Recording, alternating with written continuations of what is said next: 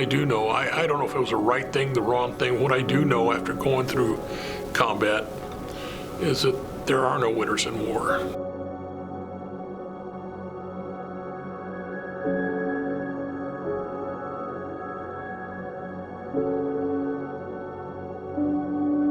My name is Gil Carrillo, graduate of Rancho High School class of 1967. I'm here to talk to you today about not only myself, but bring to light 27 members who were graduates of El Rancho High School who lost their lives serving their country in the conflict in Vietnam.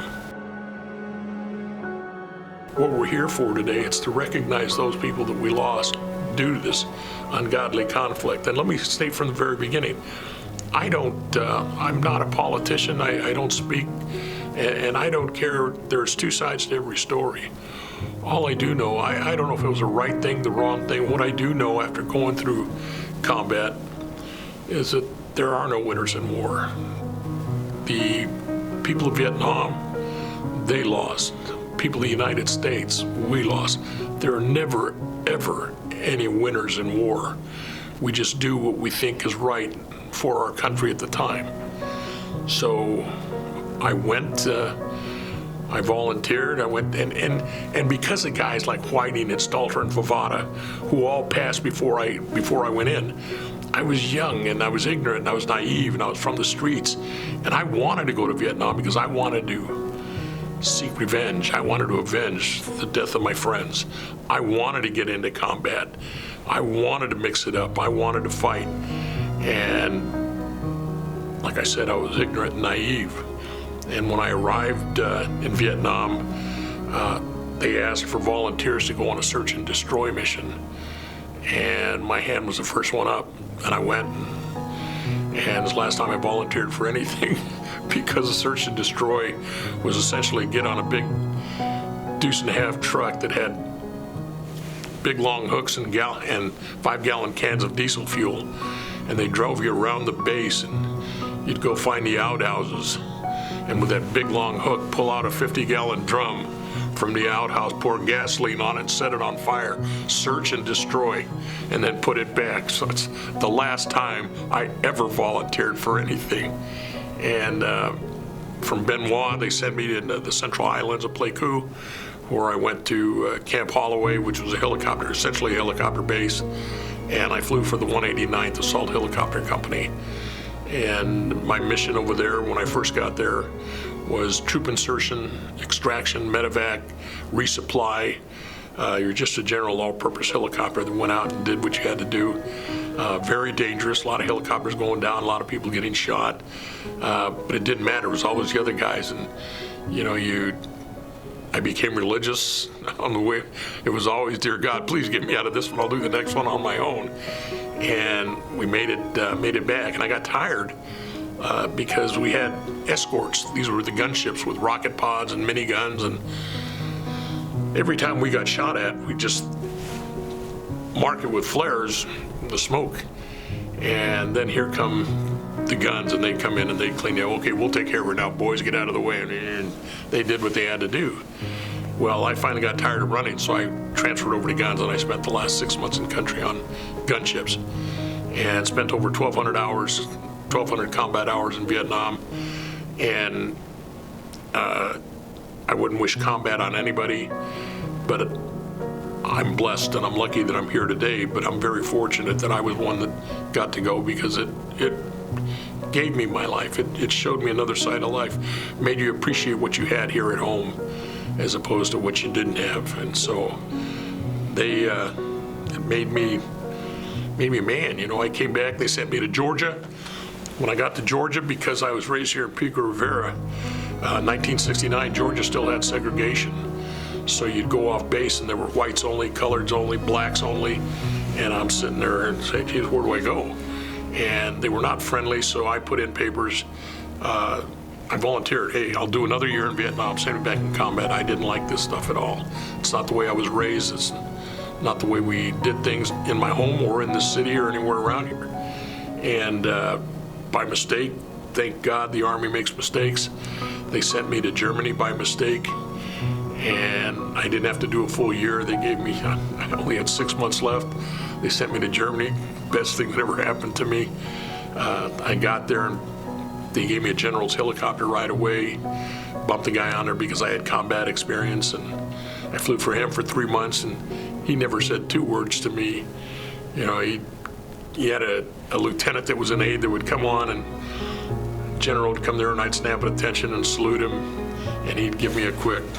And he'd get in and his aide would say, "Gil, the general said to tell you good morning." It became a joke. Yeah, tell him I said good night.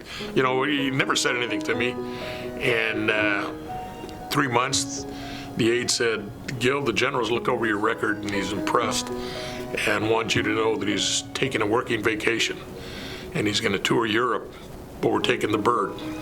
You can go with us and it'll be a working vacation, or you can be exempt for duty and stay here and all you have to do is stand reveille." And I said, "Have a nice vacation." So I stood back. I went to my company commander and told him, "This is what's going on." He said, "I already heard, and don't worry, don't have to stand reveille. Just let somebody know at least once a week you're alive. You and I are getting out the same day, let's have fun." And so that ended my stint in the Army. And when I came back, the first thing I did was reflect on those that I had lost. I'm here. God bless me, I'm safe. While I was in Vietnam, I got to help start an orphanage, the good city of Pico Rivera. I wrote a letter to my parents, see if you can get some help. The Pico Rivera News, that's the green sheet that Joe was talking about before me. And I couldn't find the article. I have it someplace, but we just remodeled my home, so everything's a mess. And there's an article where picture of me loading kids, and got to start an orphanage in Vietnam to help out people in this little village. And still, the orphanage is still going strong today, and it's very much improved. It's large, it's big. And about 4 years ago, there's a lady in Orange County that came to a reunion with the guys that I flew with, and she was a product of the orphanage, now living a life here very well. She got to thank her. She got to thank us personally. It was beautiful. And but you reflect. I don't reflect as many as others because I've been blessed. You know, I went through combat, and in my life, I try to put all the negative, compartmentalize it, put it back here. You don't need to relive it. And because I've seen enough tragedy, I did become a cop, and I did go out there, and I spent 38 years with the Sheriff's Department, of which 26 were working murders. And so I've seen enough death and destruction to last a whole lifetime, and I can't take it all personal because the next one's gonna be just as tragic. There's never a murder where you get out of there and you're laughing and partying and having a good time.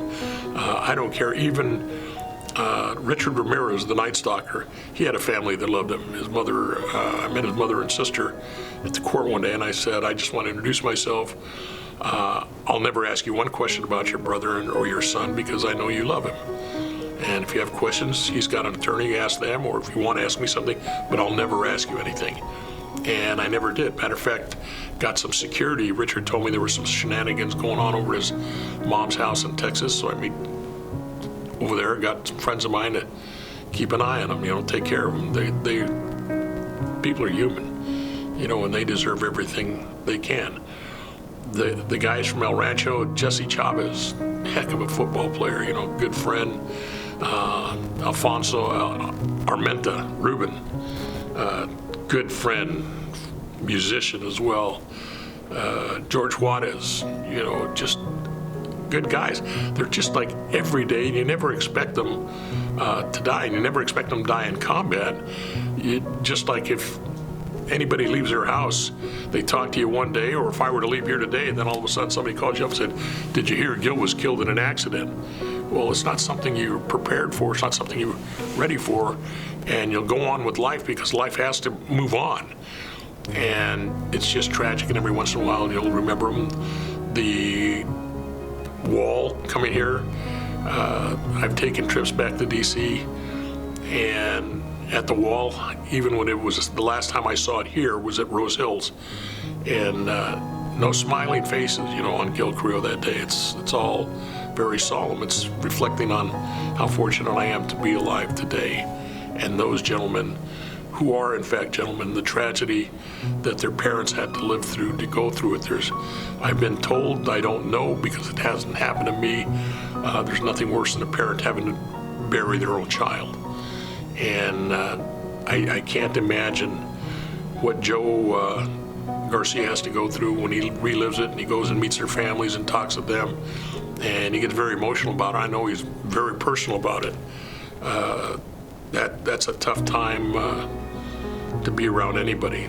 So what the city does for those people and their families is second to none. And for them, I applaud and I'm grateful for, and will always remain.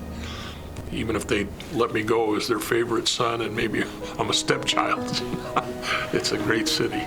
Gil, could you briefly talk about, were you lead detective or second detective could you briefly talk about the Richard Ramirez case, just for like maybe 2-3 minutes, just in your role in it? The case was, the Nightstalker case for Richard Ramirez was just another case, just another murder in the county of Los Angeles. I was on, you go in rotation, I was first up. I had a partner, Frank Salerno, and matter of fact, the first case, Frank wasn't even my partner. A guy named Jimmy Mercer was my partner. Beeper goes off. Well, in this case, it was 10:40 on a Sunday night, so March 17th, St. Patrick's Day. And I have to smile just for a second because my father, whenever they'd say jokingly, "Hey, Mexican, come here," and he'd say, "Hey, wait a minute, I'm not Mexican. Smoked Irish, just a little well done." And he'd rub his skin like this. He died on St. Patrick's Day. That was the day he passed. So it was St. Patrick's Day, 1985. I got the case along with my partner, and it's just like any other case. You get a partner, and you are the lead investigators. Everything's done in partners. And so he was lead investigator, him and myself. And after a couple of months, he got sick. He was off duty.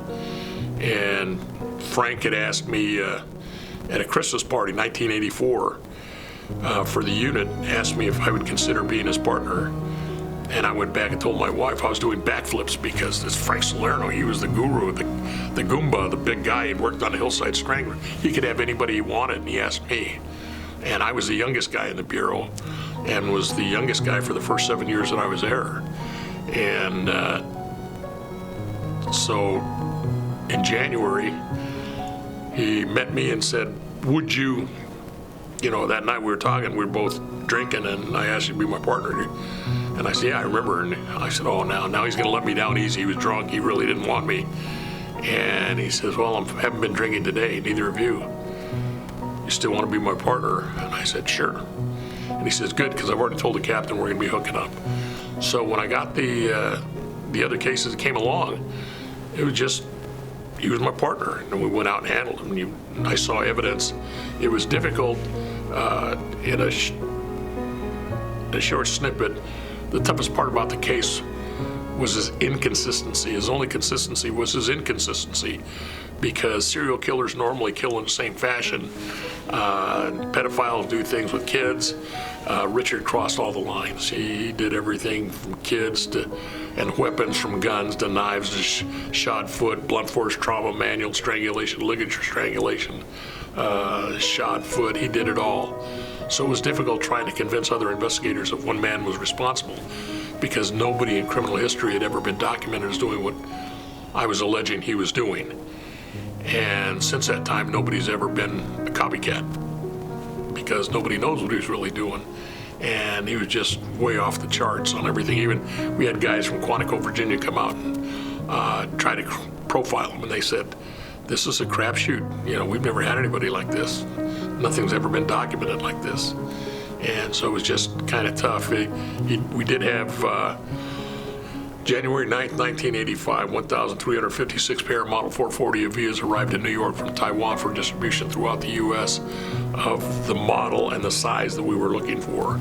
6 pair ended up in the state of California, 1 ended up in Los Angeles. And that footprint was showing up, so that was as close to a fingerprint as you could get. And when you go to bed at night, they say watch a sheep jumping over the fences to fall asleep. I was seeing shoe prints across, looking, trying to get some sleep. So it was just a tough case. First one, March 17th. He was arrested August 31st of 1985. And just like Vietnam, I wouldn't wish that much, that case on anybody, but I'm glad I had the opportunity to work it. And it was just Frank and myself were the leaders. We did everything in pairs. When I was a young teenager in the world of no goodnum, headed for trouble really quick, there was a local law enforcement officer by the name of Al Arias, who was a deputy sheriff assigned to the Norwalk station, which handled the city of Pico Rivera because we didn't have our own station at the time. And he was always trying to keep us off the streets. He would shake us down, which we thought was fun. I didn't realize that. It was good police work and community relations with us, trying to keep us on his side. And he helped me. He's the one that took me home, told my parents to sign for me to get off the streets, or I'd end up dead or in prison. And to his word, those that remained on the block are either dead or in prison. And those that went into the armed forces led productive lives. And it was him that was my inspiration. And all I wanted to do, once I had matured and realized I had a new outlook on life and a new appreciation for life, all I wanted to do was become a cop like Al Arias, where I could give back what he gave me, and that was life. And I know I've done that. I know I've touched other people in life. Talking to myself still today, I just spoke at, it's a, I don't know what they call it, some kind of a quasi-military academy in the city of Norwalk. It's part of the school, part of John Glenn High School. They have their own campus, and I just went to talk at their campus last week, but I go talk to kids. I've read books for kindergartners bilingually. It doesn't matter. And I've spoken at local colleges, SC, UCLA, and all the other ones around here. But anything I can do for youth, I will. When I got out of the Army, I had 3 goals. My life had changed, and I had a new outlook on life, new appreciation on life. And number 1, I wanted to become a cop because I wanted to give back what that cop gave to me, and that was my life. I want to be able to give back to somebody else. Number 2, I wanted to go to college. I knew I was mature because I was embarrassed when I saw my transcripts. I thought, obviously, D stood for damn good. I was no good. And I was just, my dad, parent conference, they'd say the same thing. Your son is smart, he's just lazy. Well, so this was all social activity for me, that's all it was. And I could pass a test, I didn't have to do anything. I was smart enough to absorb it and pass it, barely, but I passed them. And I wanted to go to college, and at that time I thought only smart, rich white people got to go to college. And I was a Vietnam vet, so Rio Hondo had to let me in. And I remember going in, and I remember now I'm anal, I want to get A's. I want to learn, I want to study. They sent a letter home, congratulations, Mr. and Mrs. Carrillo, your son made the dean's list or something. First thing my mom asked me was if I was cheating. This is really me, so I got to go to college, got to become a cop. And the third thing was just to hook up with my ex-girlfriend that wrote me a Dear John. When I was in Vietnam, I wanted to get her eaten out of the palm of my hand if I could, and then break it off with her. I wanted revenge. I wanted to see her suffer like I had. I got out in June of 70. By September of 70, we had her eaten out of the palm of my hand. And the day after Christmas, 1970, we got married. And so we just celebrated our 53rd wedding anniversary this past December. So 2 out of 3 ain't bad. My daughter lives today in the house that I grew up in. And I love this city.